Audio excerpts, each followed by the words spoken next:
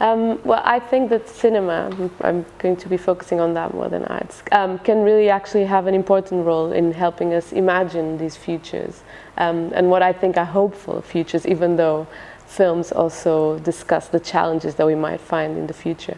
And the program that we constructed for the conference, as you know, is articulated in 2 days. There are also two topics. So there's the tension between, or the relationship between nature and technology in the first day, and then the tension between politics and rights in the second. So I want to address the two topics separately to give examples of how I think films and cinema more generally can help us to really address the general topic of the conference. So in the first day we have 5 short films, and these are films from the UK, the first one, but that is actually set in Singapore. There's an American film, so from the USA. There's a film from Argentina. There's a Portuguese film that is set in Brazil, and then there is a Brazilian film also set in Brazil.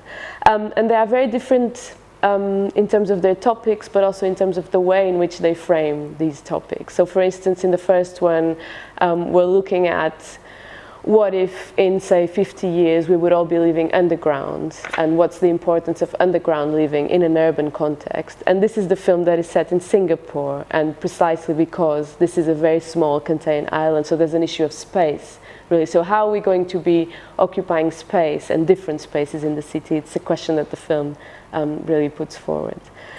Then the US film is about technology and about monitoring and how we are constantly surveilled in our daily life, and especially in an urban context. So really it's about the idea of the smart city and smart life in an urban context. The film from Argentina is about the end of the world, Armageddon basically. So we see these characters traveling in empty rooftops and then kind of ending up in the center of the earth. So it's really about what would happen if some people would survive some mass destruction event in an urban context.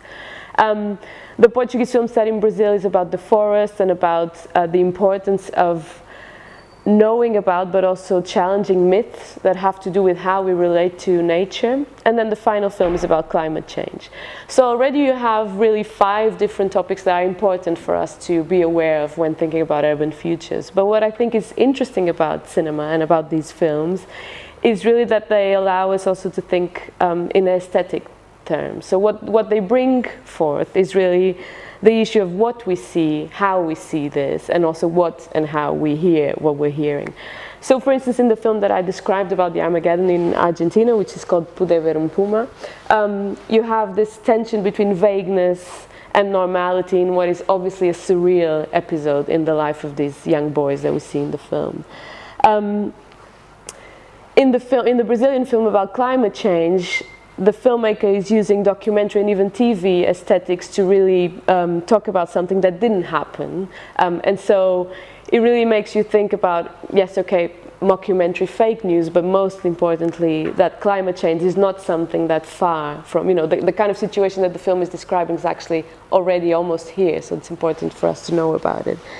And then, for instance, in the film that is set in Amazonia, so the Portuguese film set in Brazil, the sound is really crucial because it's basically a silent film almost, but also this absence of life that you have in the midst of this, non-urban but very natural environment is really important to make us think about what is life, in nature, and what might it be in the future.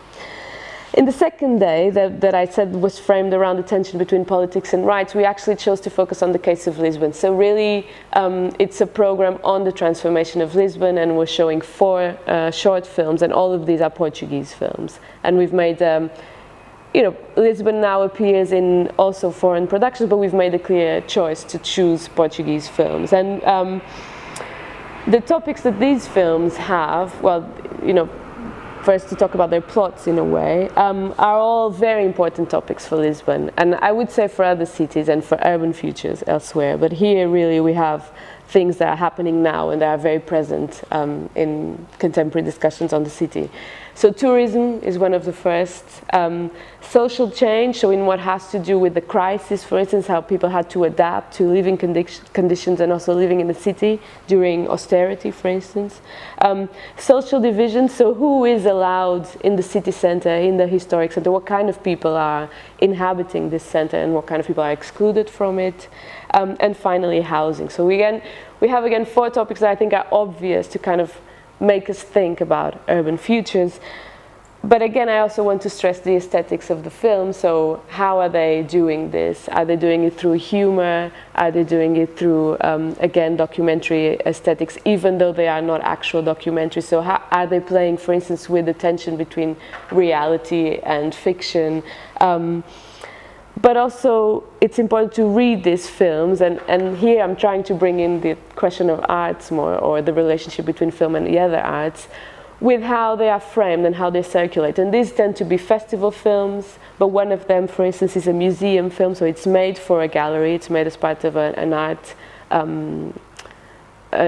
event and not a film festival. So I think the films that we chose also help us to think about how these images circulate and how are they framed in terms of their contexts. Which is also the context of contemporary Portuguese cinema, which is something that is important.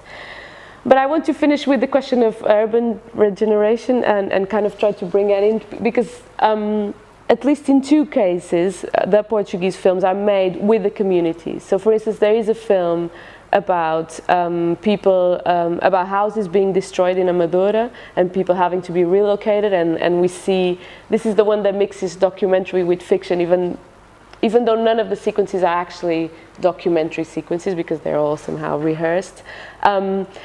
But in this film in particular, it's a filmmaker that spent a lot of time in the neighborhood talking to people, asking them what are they going to do next, and then sort of rehearsing and fictionalizing some of these discussions and debates.